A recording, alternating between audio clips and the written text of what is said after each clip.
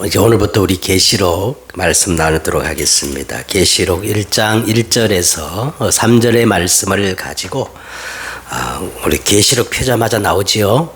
예수 그리스도의 계시라, 이런 제목으로 하나님의 말씀을 나누도록 하겠습니다. 이번 주부터 이제 요한 계시를 가지고 이제 하나님의 말씀을 나누도록 하겠는데, 우리가 먼저 창세기를 82번을 통해 가지고 창세기를 이제 끝내고, 왜 또 성경 제일 마지막 장 요한계시록을 하게 되었을까? 이 몇 가지 하게 된 동기가 있어요.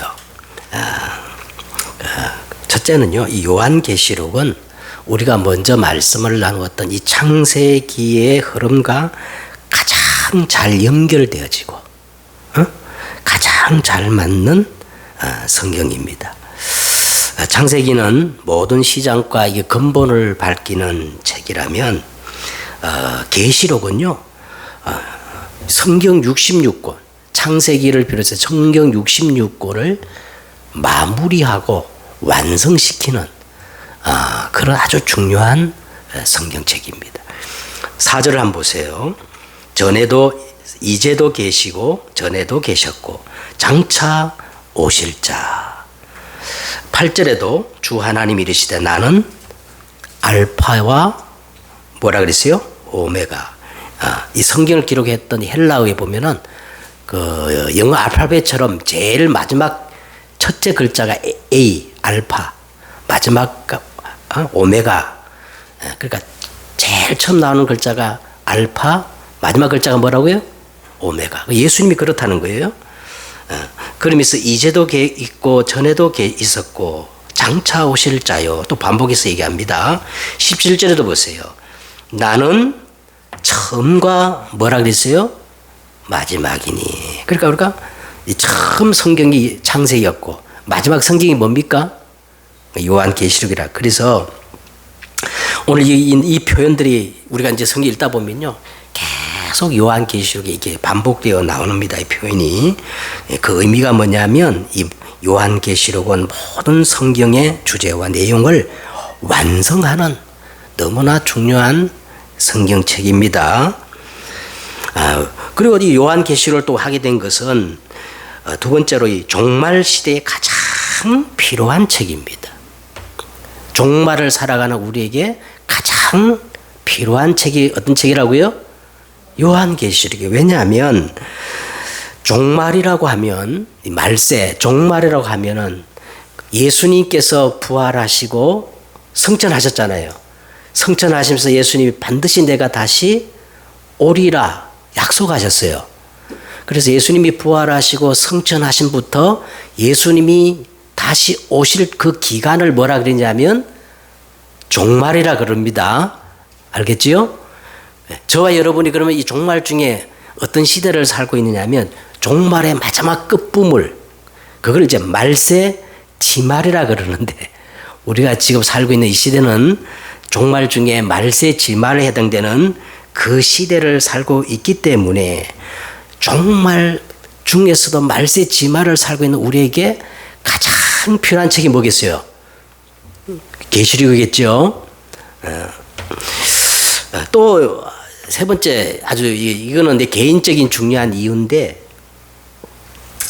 이 개인적으로 제가 참 요한계시록을 한번 알고 싶었어요. 뭐 제가 지금까지 한 목사 안수를 받고 지금까지 설교도 여러 번 했는데 계시록을 가지고 설교한 적은 크게 없는 것 같아. 이 장로교, 우리 교회가 장로교 아닙니까? 이 장로교의 시초가 사실은 요한 칼빈이라는 분인데요. 요한 칼빈은 이 지구 역사상 최고의 신학자입니다. 요한 칼빈이 창세기부터 모든 성경을 주석, 풀이를 했는데 딱 한 성경은 풀이하지 않았어요. 그게 뭐냐면 요한계시록만 이분이 풀이를 하지 않았어요. 그래서 이 전통적인 이 교회에서는 요한계시록을 설교하거나 또 이렇게 하는 걸 꺼려하는 그런 경향이 있습니다. 뭐 지금도 정확히 제가 날짜가 기억나는데 뭐 여러분 다 아실 겁니다. 1992년 10월 28일 이장님이라는 목사님이 주도하는 다미 선교회가 예수님이 오신다고 얼마나 사람들을 미혹해가지고 그 1992년 10월 28일 다 한 군데 모여가지고 예수님 재림을 기다린다고 했잖아요. 그때 뭐 지금 이 유튜브에 가면 영상도 있어요. MBC에서 그걸 생중계를 했어요. 1992년 12월 28일 12시에 예수님이 온다고 막 다 모였는데 생중계를 했는데 예수님이 왔어요, 안 왔어요? 예수님이 안 왔어요. 그러니까 이단들이 제일 이 활용하는 성경이 계시록이고 지금 신천지 있잖아요. 신천지가 제일 비유풀이하고 사람을 미혹하는 게 이 계시록을 가지고 사람들을 미혹합니다. 그래가지고 이 잘못된 이단들이 한결같이 계시록을 가지고 사람들을 미혹하니까 이 건전하고 전통적인 기존 교회가 트라우마가 있어. 저 계시록이 하면 뭐 잘못된 거라 생각하고 이단들이 아닌가 이렇게 말하는 경향 때문에 저 자신도 이 계시록을 설교를 안 하고 이제 멀리 했는데 아니 창세기를 자꾸 끝나고 이제 출애굽기를 해야 되겠 싶은데 자꾸 이 계시록이 떠오르는 겁니다. 그래서 제가 이참에 내가 계시록에 한번 도전해 보고 내 자신부터 먼저 이 종말 시대에 건전한 인식을 가져야 되겠다 싶어서 이제 계시록을 시작하게 된 겁니다. 그래서요, 여러분 신천지나 이단들이 가르치는 그런 계시록을 기대하지 마세요. 알겠죠? 자, 그러면 서론적으로 이 계시록을 우리가 이제 말씀을 나누는 중에 네 가지 목적과 버려야 할 선입관이 있어요. 계시록을 우리가 들어가면서 계시록을 우리가 공부해야 할 목적 네 가지와 또 우리가 계시록을 볼 때 그동안 이단들이 너무 설쳐가지고 이 선입감들이 있거든. 그걸 우리가 내려놓아야 합니다. 먼저 우리가 계시록을 가지고 말씀을 나눠야 할 네 가지 목적입니다. 첫째는요, 기독론입니다. 기독론이란 말은 이제 신학적 용어인데 기독론이란 말은 예수님이 어떤 분인가 그거를 연구하는 학문이거든요. 그래서 이 계시록은 그 어떤 성경보다도 예수님이 어떤 분인가를 아주 잘 설명하고 있어요. 응? 자, 5절에 보세요. 오늘 우리가 이제 읽지는 않았지만 오늘 1장 5절에 보니까 또 충성된 증인으로 이게 예수님의 선지자입니다. 선지자 직분입니다. 예수님은 충성된 증인이라는 거예요. 그 다음에 죽은 자들 가운데서 먼저 나시고 땅의 임금들의 머리가 되신 예수 그리스도로 말미암아 이 예수님의 삼직 중에 만왕의 뭐예요? 왕입니다. 은혜와 평강이 너에게 있기를 원하노라. 우리를 사랑하사 그의 피로 우리 죄에서 우리를 어떻게 하시고 해방하시고 그 다음에 그의 아버지 하나님을 위하여 우리를 나라의 제사장으로 삼으신 이게 예수님의 삼직 중에 대제사장 직분이에요. 그에게 영광과 능력이 세세토록 있기를 원하노라. 아멘. 자, 시작과 동시에 정확한 예수님의 삼직을 지금 말하고 있어요. 그러니까 그 어느 성경보다도 예수님이 누군가를 정확히 말씀하고 있는 겁니다. 응? 매를 며칠 예수님이 오니까 막 다 때려치우고 막 한 곳에 모여가지고 있는 재산 다 바치고 막 그런 내용이 아니에요. 계시록은요. 그 다음에 이 계시록은 교회에 대한 바른 인식을 갖도록 만드는 거예요. 자, 보세요. 오늘 예수님에 대한 정확한 설명과 문안이 끝나자마자 곧바로 7교회가 나오는 거예요. 7교회. 무슨 교회? 7교회는 실제로 이 요한 계시록은 예수님의 제자 중에 가장 사랑받고 모든 예수님의 12제자가 11제자가 다 순교를 당했는데 오직 이 한 사람만 순교를 당하지 않고 끝까지 살아남아서 저 반모라는 섬에 유배를 당해가지고 거기서 이 쓴 책이 요한계시록이거든요. 그 사람의 이름이 누구냐 하면 사도 요한이에요. 이 사도 요한이 살던 그 시대에 그 아시아에 실제로 7 교회들에게 편지 형식으로 보내가지고 그 7 교회는 막 지금도 상상할 수 없는 극한 환난과 핍박을 당하는 그런 상황이었는데 그들에게 위로를 주고 소망을 주고 그 환난과 핍박을 이길 수 있도록 실제적으로 그렇게 했던 성경이 계시록입니다. 그래서 자 예수님에 대해서 끝나자마자 7 교회가 쫙 나오는 거야. 20절을 보세요. 1장 20절에 내가 본 것은 내 오른손의 7 별의 비밀과 또 7 금촛대라. 7 별은 7 교회의 사자요 7 촛대는 7 교회니라. 오늘 이 마지막 장에 이제 절에 보니까 요한이 딱 보니까 예수님의 오른손에 뭐가 있어요? 7 금촛대와 7 별이 다 예수님 오른손에 잡혀 있는 거야. 근데 오늘 설명이 나왔죠. 7 별은 뭐라 그랬어요? 7 별은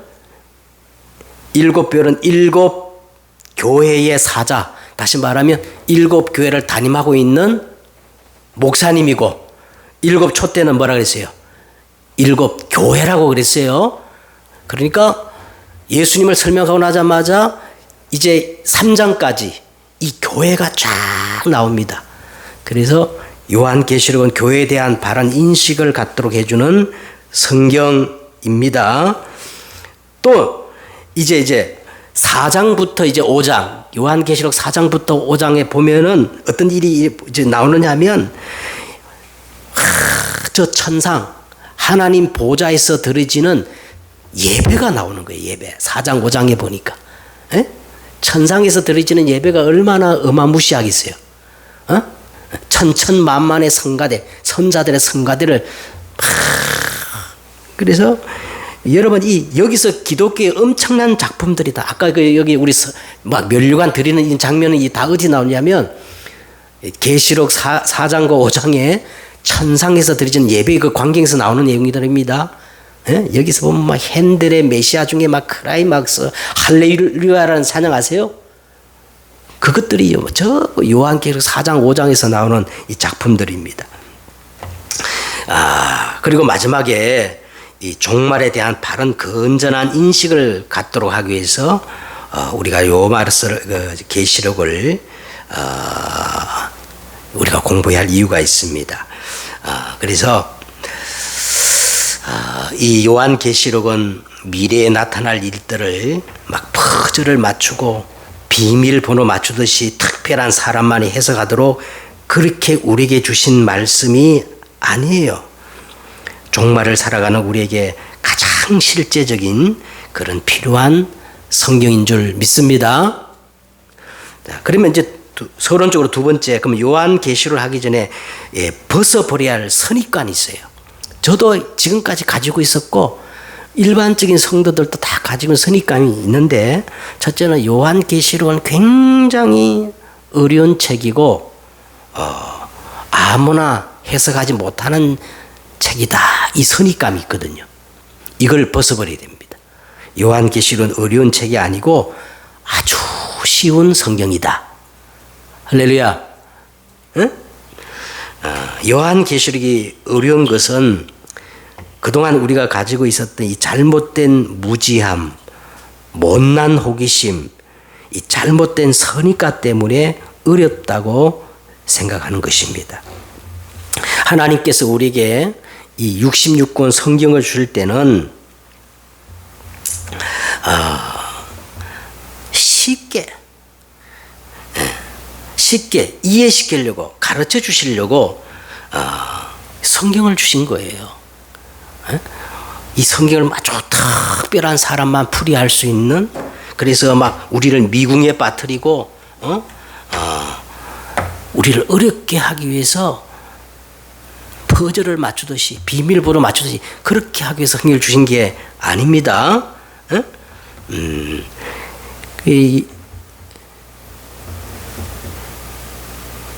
뭡니까? 아들이 떡을 달라면 돌을 주며 아들이 생선을 달라면 뱀을 줄 자가 있겠느냐? 너희 중에 악한 자라도 자식에게 악할지라도 자식에게 좋은 것을 줄 줄 알거든. 하물며 너희 하늘 아버지께서 구하는 자에게 좋은 것을 주시지 않겠느냐? 이게 아버지의 마음이에요. 이게 하나님 마음입니다. 그래서 여러분 부모들이 어린 자식에게 한번 말하는 것을 보세요. 어려운 말을 한마디도 안 해요. 막 그 어린 자녀의 그 눈에 맞춰가지고 손짓, 발짓 다 모든 걸 동원해가지고 아이들에게 이렇게 표현하지 않습니까? 요한계시록도 마찬가지입니다. 요한계시록도 결코 이단들이 말하는 것처럼 막 그렇게 무슨 풀이 그게 아니에요. 실제로 우리를 위로하고 소망을 주고 알기 쉽게 쓴 책이다. 이걸 먼저 우리가 바꿔야 됩니다. 그래서 제가 이게 요한 계시록을 이게 준비하면서 여러 번 읽어봤어요. 전체적으로 읽어보니까 한 시력 아니면 다 읽어요. 여러분 많이 읽으시길 바랍니다.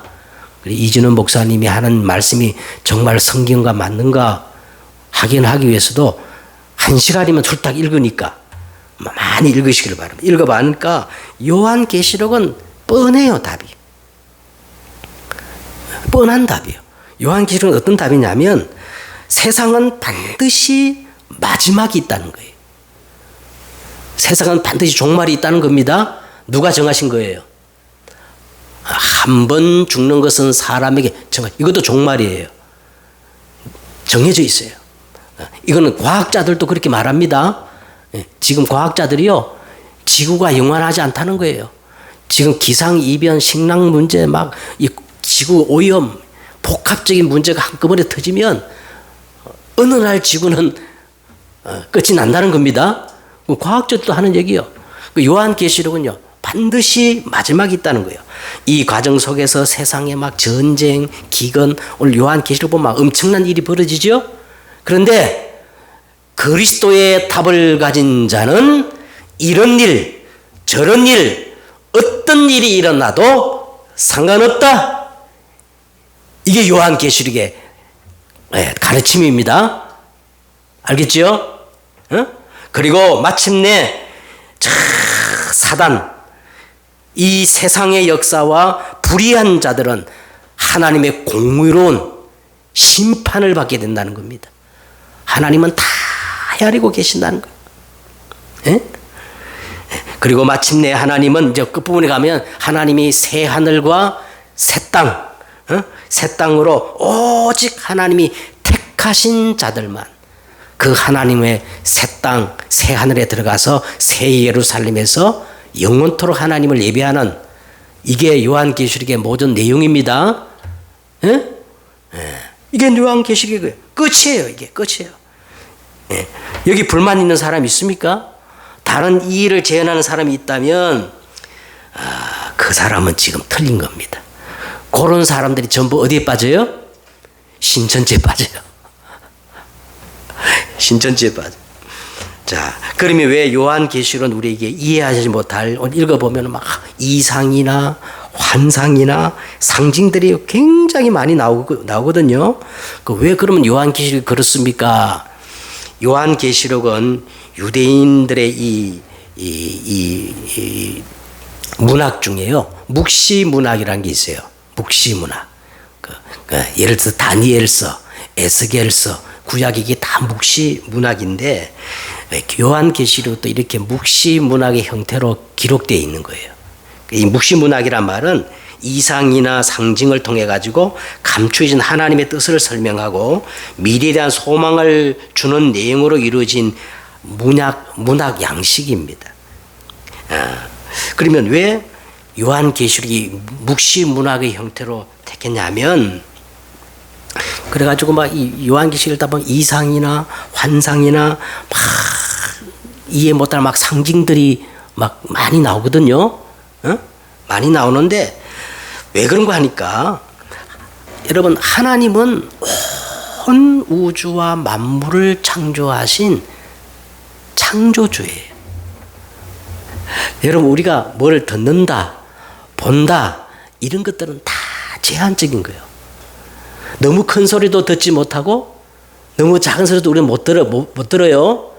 예? 우리는 너무 큰 것도 듣지 못하고 보지 못하고 작은 것도 못 봐. 뭔가 우리 인간이 본다, 듣는다, 느낀다 하는 것은 제한적인 거야. 근데 하나님은 초월하신 분이에요. 무슨 말 알겠죠? 그리고 하나님은 전능하시고 영원하시고 거룩하신 분이기에 그 존귀와 영광을 인간의 그 느끼는 오감으로 필설로 다 표현할 수 없기 때문에, 그래서 이 광활하고 광활하고 장엄한 이 하나님을 어떻게 표현하느냐, 상징으로, 이상으로, 이렇게 표현하다 보니까 이 요한계시록이 어렵게 보이는 겁니다. 그럼 그럴 수밖에 없는 게, 인간의 감정이나 인간의 그거를 필수로 표현할 수 없기 때문에. 왜? 하나님은 너무나 광대하고 강박하고 장엄한 분이기 때문에 할 수 없이 뭐래요? 비유로, 이상으로, 환상으로 그렇게 표현하는 겁니다. 그걸 이해하시고 요한계시록을 보아야 합니다. 이제 본론적으로 들어가겠습니다. 자, 그러면 요한계시록을 우리가 볼 때 네 가지 관점으로 봐야 3000% 빠지잖아요. 이단에 빠지지 않습니다. 첫째는 뭐냐 하면, 요한계시록을 우리는 영적으로 보아야 합니다. 요한계시록을 보면 영적인 비밀로 가득 차 있어요. 그 어떤 책보다 영적인 책이에요. 자, 보세요. 10절에 보세요. 10절에 주의 날에 내가 어디에 감동되었더니, 주의 날에 오늘 요한이 누구에 감동되었어요? 성령이 영적인 분이죠. 예? 그러니까 주의 날에 내가 성령에 감동되니 내 뒤에서 나는 나팔 소리 같은 큰 음성이 들리니. 예. 그러니까 성령이 감동되니까 내 뒤에서 나팔 소리 같은 그 음성이, 하나님의 말씀이 탁 들려지는 거예요. 저와 우리도 마찬가지입니다. 우리가 누구에 감동되어야? 성령에 감동되어야 오늘 말씀이 막 들어오고 깨달아지는 거예요. 할렐루야. 그래서 요한이 이 계시록을 쓰게 된 것은 먼저 누구에 감동되어서?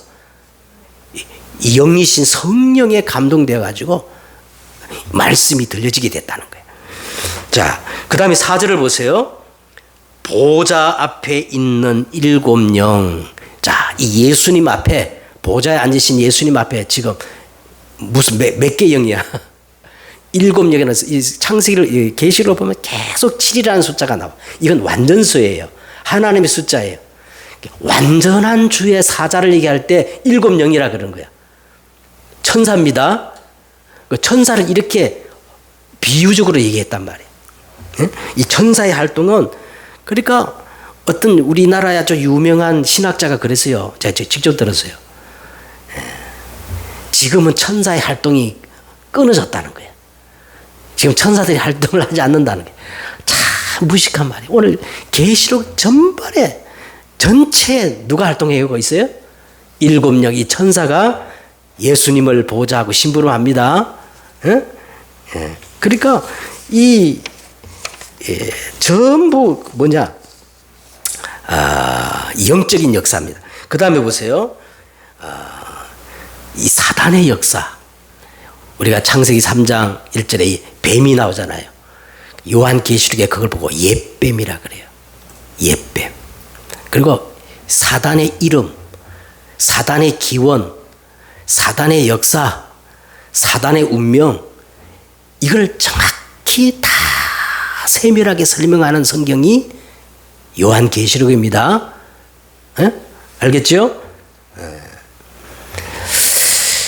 그 다음에 뭐냐면, 마지막 부분이 앞서는 요한계시록의 마지막에는 새 하늘과 새 땅, 새 예루살렘의 완성된 하나님의 나라를 보여주고 있습니다. 자, 이처럼 요한계시록은 영적으로 보아야 이해가 된다. 그렇죠? 두 번째는 요한계시록을 어떻게 봐야 되느냐 하면, 이건 굉장히 중요한 겁니다.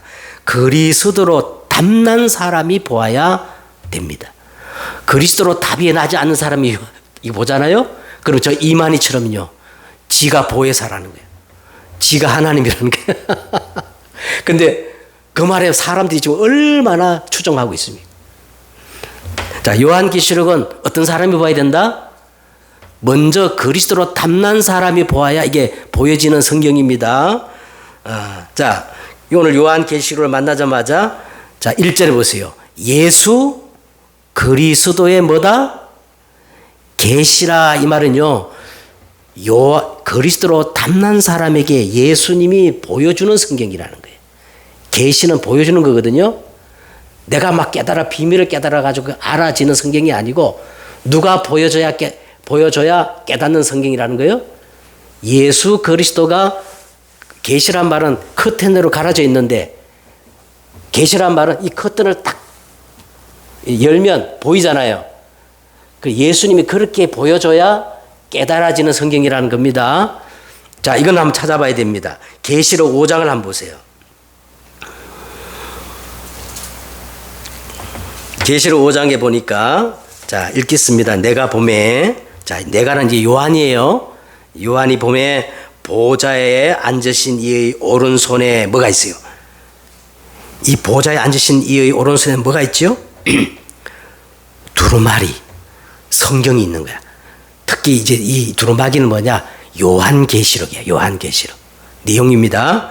그 오른손에 두루마기가 있는데 자, 거기 보니까 안팎으로 썼고 7인으로 봉하여져 있더라. 그러니까 우리가 막 중요한 문서를 딱 보낼 때 거기다가 딱 봉하잖아요. 그죠? 아무나 뜯지 말라고. 뜯으면 표시나게. 그러니까 두루마기가 있는데 7봉으로 아무나 열지 못하도록 봉해져 있는 거야. 봉해져 있어요. 또 봄에 그때 어떤 힘있는 천사가 큰 음성으로 외치기를 누가 이 두루마기를 떼며 이 인을 뗄 자가 떼기 합당하냐 하니 하늘 위에나 땅 위에나 땅 안에 능히 이 두루마기를 펴거나 보거나 할 자가 있다 없다. 하늘 위에나 땅에나 땅 아래 이 봉해전 이 두루마기를 떼거나 볼 자가 있다 없다. 아무도 없어요. 그래가지고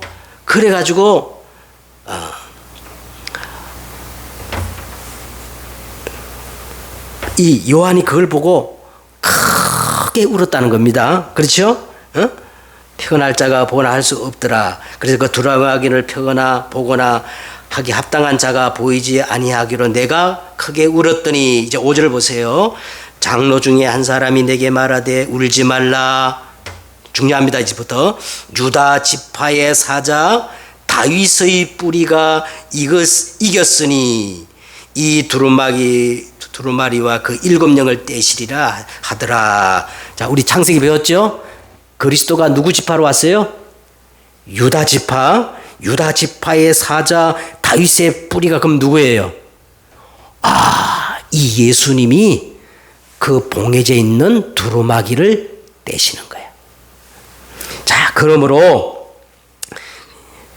이 그리스도로 담난 사람이 요한계시록을 봐야 요한계시록이 이해되는데 그리스도로부터 오직 그리스도 이 담나지 않는 사람이 요한계시록을 보면은 자의적으로 해석하겠죠. 그죠? 그게 어디냐? 저기 이만희 신천지와 같은 건데요. 그래서 요한계시록을 가지고 이단들이 그렇게 득세를 하고 있는 겁니다. 자, 세 번째는 이 요한계시록을 어떻게 봐야 되느냐 하면 반드시 종말을 전제하고 요한계시록을 봐야 지금 우리의 현재적인 답이 보입니다. 자, 여러분 우리가 창세기를 공부할 때 창세기 5장에 에녹이라는 사람이 있었어요. 에녹은 이 땅에 365세를 살았는데 근데 성경은 이렇게 말합니다. 에녹이 300년 동안 하나님과 동행하더니 죽음을 보지 않고 산채로 들림을 받은 사람. 그러면 65년 동안 뭐하고 살았냐? 여러분 이 에녹은 에녹은 그 히브리 뜻이 뭐냐면 전파하다, 전도하다, 가르치다 그런 뜻이에요. 그 자기 이름이 그런 뜻이면 열심히 복음을 전하고 그래야 되잖아요. 65년 동안 막 세상 좋은 데로 살고 그걸 다 잊어버리고 살았어. 근데 65세 때에 성경에 딱 기록이 딱 한 구절 나와요. 65세 때 에녹이 결혼을 해가지고 누구를 낳았어? 아들을 낳았는데 하나님이 그 아들 이름을 뭐라고 지어줬냐면은 무두셀라라고 지어주신 거야. 이 무두셀라 이름 뜻이 뭐냐면 이 아이가 죽는 날 이 땅에 심판이 임한다 이런 뜻이에요. 그때부터 에녹이 눈이 번쩍 뜬 거야.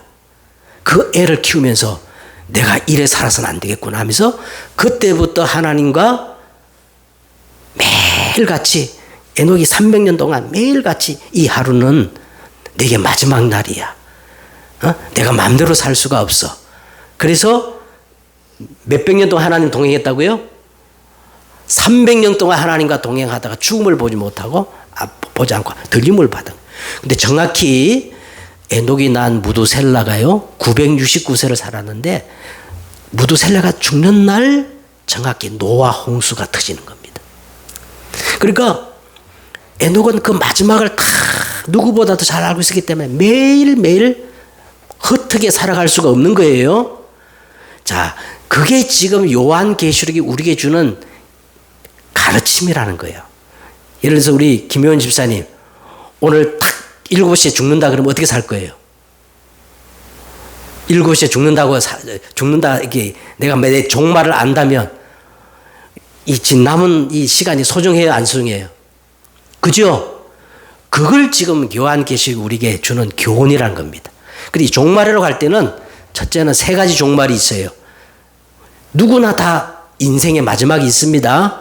개인 종말. 두 번째는요, 시대적인 종말이 있어요. 저 애굽의 강대국이요, 영원하지 않아요. 바벨론 영원하지 않아요. 이 지구상에 일어난 나라 중에 로마 같은 나라가 없었어. 그 로마도 다 망했어. 저 소련도 보세요. 70년 만에 다 소련이 해체됐죠. 시대적인 종말이 다 있습니다. 영원하지 않아요. 마지막 성경은 무슨 종말을 얘기하느냐면 이 우주적인 종말을 얘기하고 있습니다.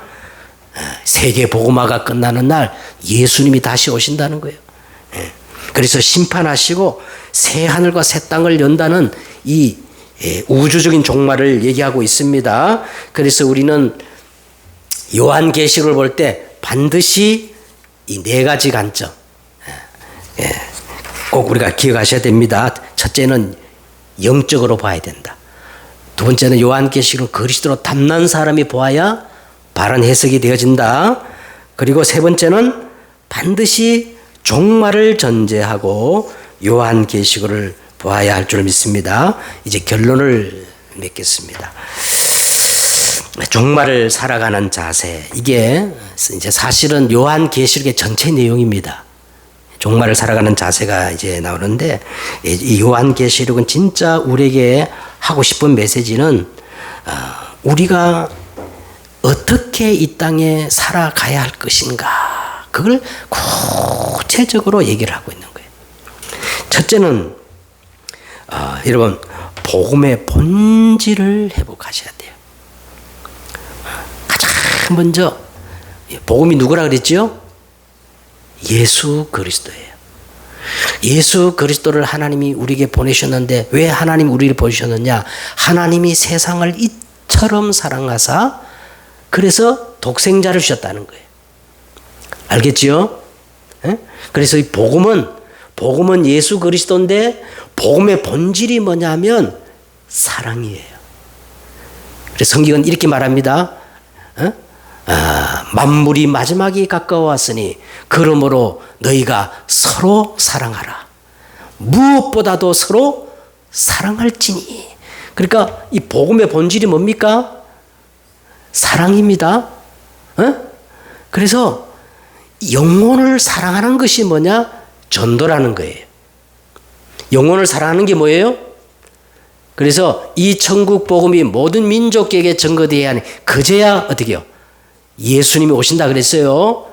그래서 우리가 이 복음의 본질을 회복해야 돼. 그래서 정말 이 종말을 가라 살아가는 사람에게 가장 첫 번째 자세가 뭐냐? 때를 얻든지 못 얻든지 영혼을 사랑하는 마음으로 뭘 전해야 되겠어요? 복음을 전하는 겁니다. 아멘. 그 다음에 요한계시록은 뭘 얘기하냐면 교회를 얘기하고 있어요. 교회 회복.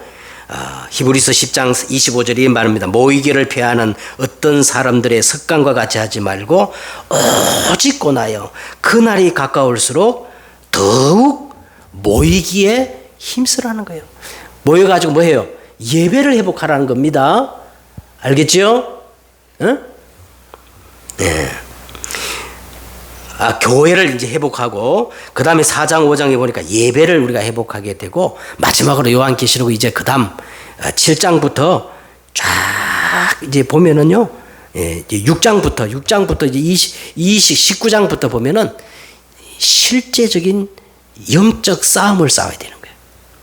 예, 그때부터는 우리 영적 싸움을 싸우지 않다면 안 됩니다. 그래서 오늘 우리가 이제 종말을 살아가는 4가지 자세. 첫째는 복음의 본질을 우리가 회복해야 되고, 두 번째는 교회를 회복해야 되고, 세 번째는 뭐예요? 예배를 회복해야 되고, 마지막에 뭐예요? 사단과 실제적인 뭐예요? 영적 싸움을 싸워야 된다. 요게 제가 이제 몇 번을 이제 요한계시록을 읽어봤는데, 요게 요한계시록의 가장 기본적인 내용입니다. 알겠죠? 승리하는 여러분 되시기를 주 예수 이름으로 축복드립니다.